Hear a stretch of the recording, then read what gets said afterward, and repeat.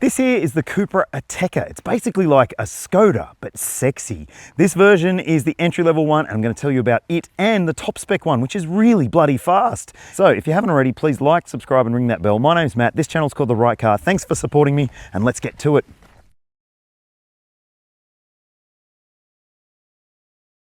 Right, so there are two different versions available. The entry-level version is called V, and it starts at under $50,000 drive away until the end of 2024, maybe even beyond that. And that is a pretty assertive price considering the standard spec and tech that you're getting for your money. Things like 19-inch alloy wheels, LED lighting all around the car. There's keyless entry, push-button start, a digital instrument display for the driver, plus a decent touchscreen media system with wireless Apple CarPlay and Android Auto. There's black leather interior trim, electric driver's seat adjustment, and it does have a heap of really good features for the money. And if you want to, there is an option pack that you can tick to add a few extra features, including adaptive chassis control, so adaptive suspension, and a Beats sound system. And that tech pack also adds a surround view camera. And then there's also a sunroof you can add to the mix if you want to. So you can push it up to like 55 grand if you want to, but even then, it's still pretty good value. And at the top of the range is the VZx. It basically adds that option pack, but it gets copper highlights on the outside. It also gets a quad exhaust system. And on the inside, it gets the petrol blue leather interior trim, which for me doesn't really go with that green exterior finish. But hey, you might really love that, and I could understand that. And you can upgrade the exhaust to an Akrapovic system if you wish. And there's a Brembo brake upgrade too. But hey, I think that it does have pretty good brakes. We'll get to that in the driving section. But let's talk about some alternatives to this. There are some good ones. Now, I said before that this is basically like a sexier Skoda, and hey, if you are into Skodas, well, there is a great alternative to this from that model range, the T-Roc. It's a fantastically sized SUV. There's 3 grades available, including a high-spec model, which is basically the equivalent of the base version of the Cupra Ateca and costs a whole lot more. So I don't know whether it makes that much sense on value from the high-spec version, but the mid-spec Sportline really does look fantastic, and it's got a very nice turbocharged engine anyway. Now, another option you might want to go and check out is the Mini Countryman. There are a few different versions available of that car, including a 1.5 litre 3-cylinder and a 2 litre turbo petrol in the S, plus there's electric versions as well. It might not suit everyone's taste in terms of the design and the styling, but I think it's a very practical SUV for the size, and the price isn't bad either.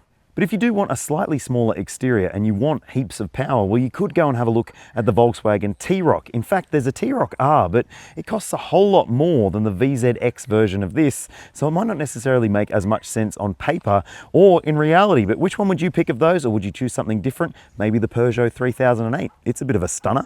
Tell me what you think. I'd love to hear from you. The Ateca might be competing against mid-size SUVs on price and performance, but on the outside, it's about the same size as most small SUVs. But don't let that make you think that this isn't a practical car. It has a very spacious back seat, which I'll show you shortly. It looks fantastic as well, don't you think?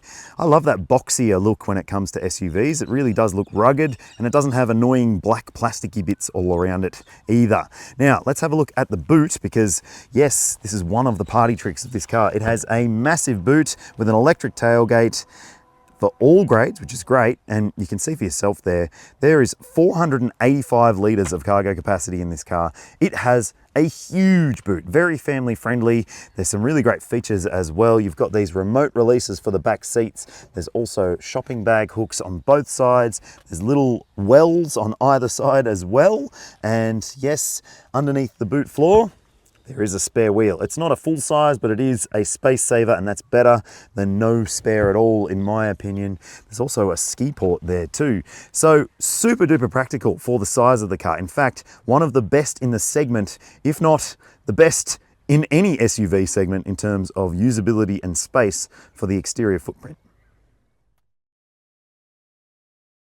I've spent a fair bit of time in new generation Cupra products recently, and this one doesn't feel as special in some ways, but geez, it bloody nails it for the usability factor. Like, you're still getting really nice finishes in here. You've got the big copper Cupra badge. The copper finishing runs onto the steering wheel. It's on the doors as well. And yes, you also find it on the seats. Beautiful seats, by the way, with black leather as standard.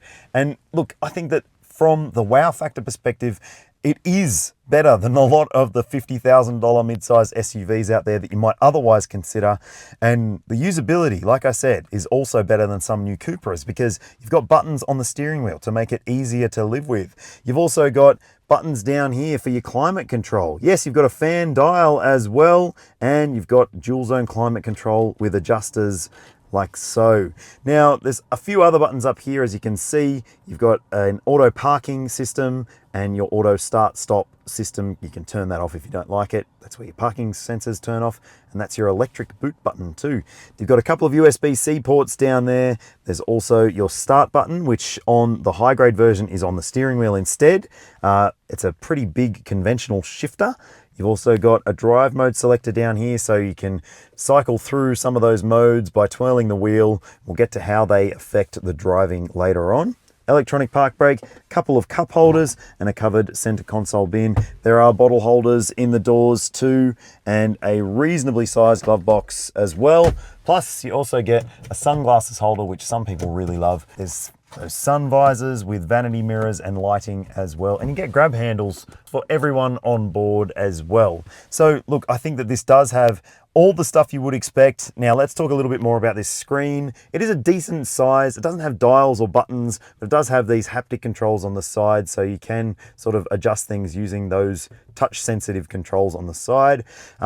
The screen is probably the least likable thing about it if you are someone who wants to go through all the different menus, because it is a bit of an older design for Cupra. Some of the newer models do have a bit more of a, well, user-friendly design, let's say. But I do think that you will get used to it, especially if you're the sort of person who just uses Apple CarPlay and Android Auto. It's pretty easy to get your head around if that's you. There are a few different menus that you might want to pay attention to. Your different vehicle modes, you can configure digital cockpit, you can put it into sport mode so you can see your G forces and so forth, and there's an off-road mode so you can see where you are in terms of the terrain. There's also sat-nav built into this car as well if you want to use that. And look, I think that you will get used to it. It's got gesture control as well, as you can see. You will get used to it, and I do think that it isn't too bad, but it's maybe not as good as some newer Cupras. And this screen here, digital driver info screen, it has a few different views that you can play with as well. There's buttons on the steering wheel to adjust them.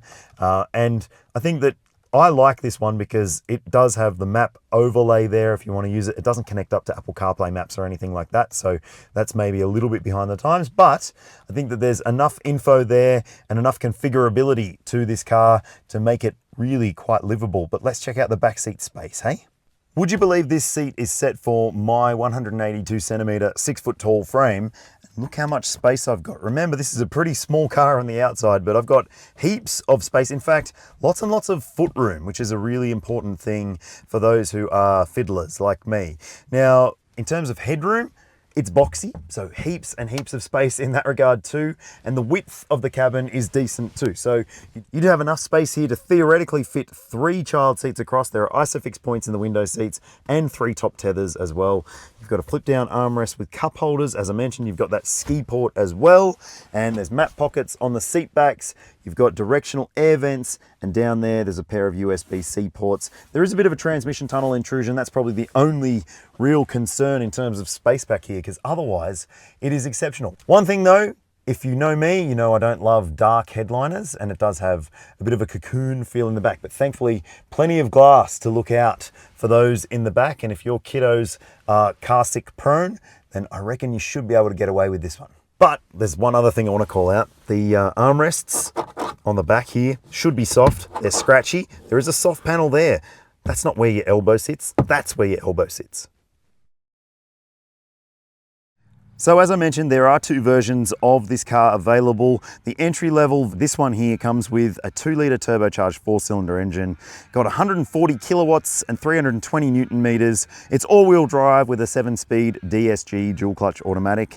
And then the VZx, well, it has a 2-litre turbo with a 7-speed DSG and all-wheel drive as well, but it's got 221 kilowatts and 400 Newton meters of torque. That means a claimed 0 to 100 time of 4.9 seconds. We'll get to that later on, but there's also a pretty decent brake towing capacity for this model range. This entry-level version has 750 kilos unbraked and 1900 kilos brake capacity, and the top spec one adds a little bit of extra brake towing capacity to the mix too. Very impressive. All right, so we're starting off in the Ateca V, the entry-level version with the 2-litre turbo petrol, all-wheel drive and a snappy 7-speed DSG, just like the high-grade version, but it does have a significant power deficit compared to the VZx. We'll get to that in a couple of minutes' time, but I just want to talk you through what I think about this powertrain and this car in particular, and that is, it's probably going to be enough for you.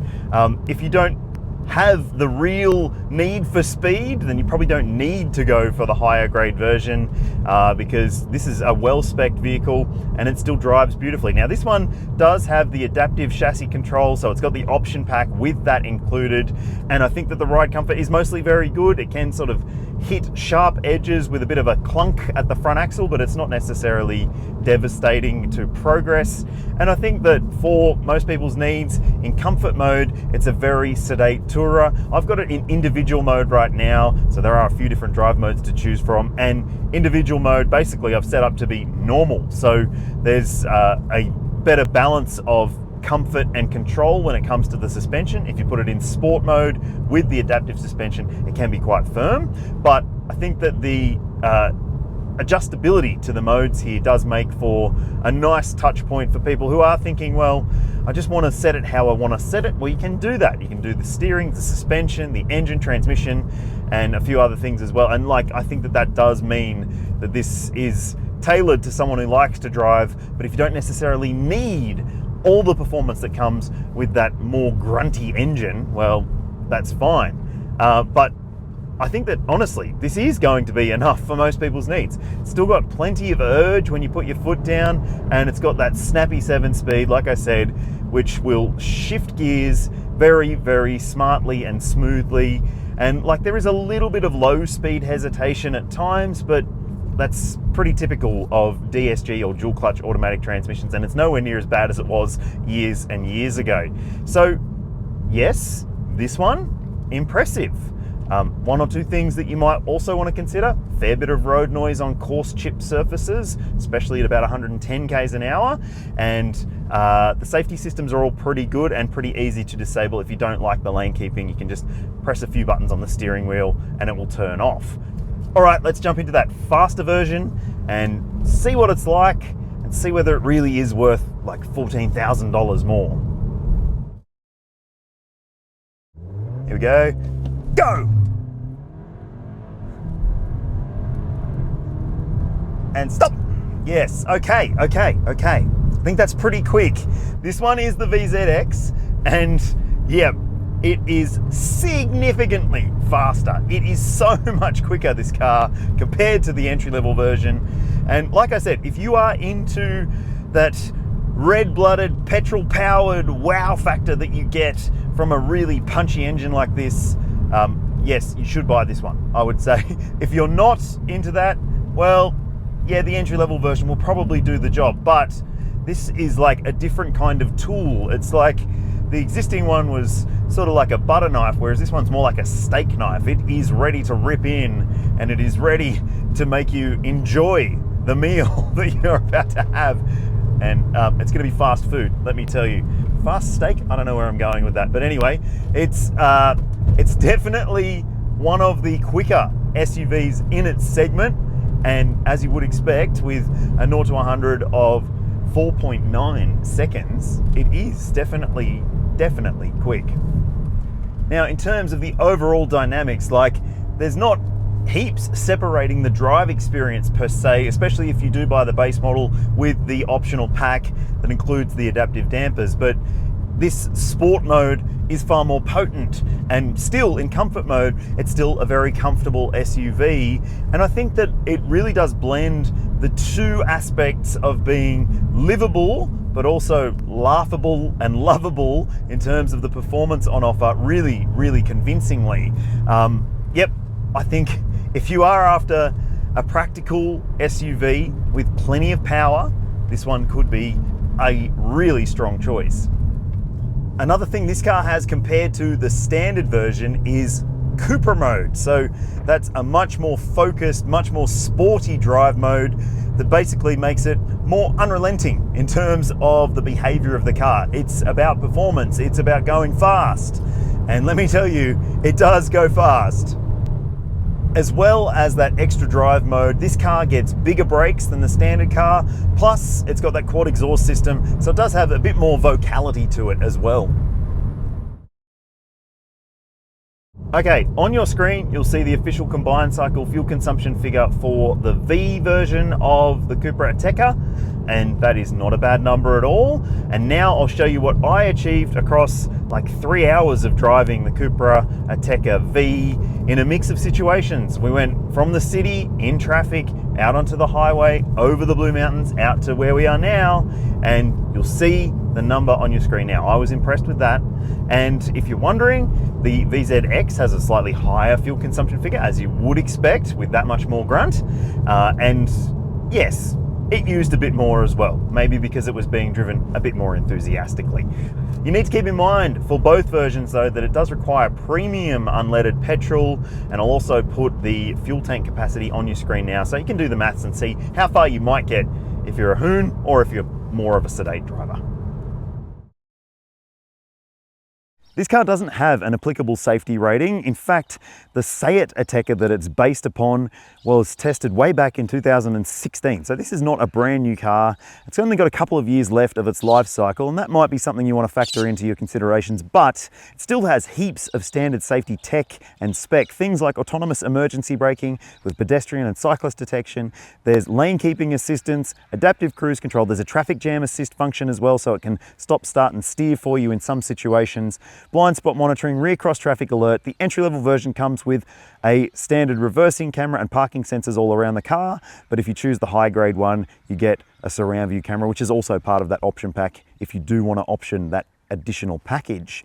And when it comes to airbags, there are 7, dual front, driver's knee, front side and full length curtain coverage. Cupra offers a 5-year unlimited kilometre warranty for its model range, and there's also the choice of a 3 or 5-year prepaid service plan available if you want to do that. It's $990 for the 3-year and $1,990 for the 5-year plan. Your servicing intervals are every 12 months and 15,000 Ks, and that does seem to be pretty competitive in the class, especially for a European SUV.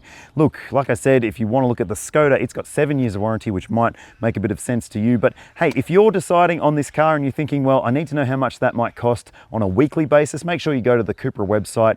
You can basically set the parameters to see how long it will take to pay off the car, and you can set pricing as well. Plus, if you finance through Cupra, they also offer a guaranteed future value program, so you might be able to avoid some of those potential resale nasties that you might be worried about. What do you reckon? I think that's pretty good. This car represents amazing value for money, and I think that the V is the pick personally. The VZx is definitely a powerhouse, but I just can't go past the sub 50K drive-away price for the entry-level version, which doesn't feel like an entry-level car.